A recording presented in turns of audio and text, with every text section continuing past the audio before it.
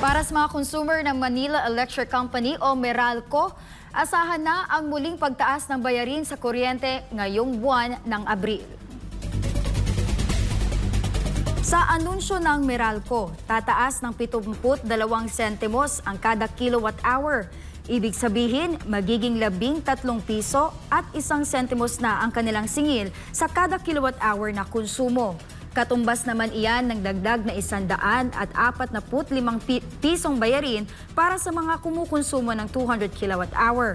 216 na piso naman para sa mga kumukonsumo ng 300 kilowatt hour at 360 piso sa mga kumukonsumo ng 500 kilowatt hour.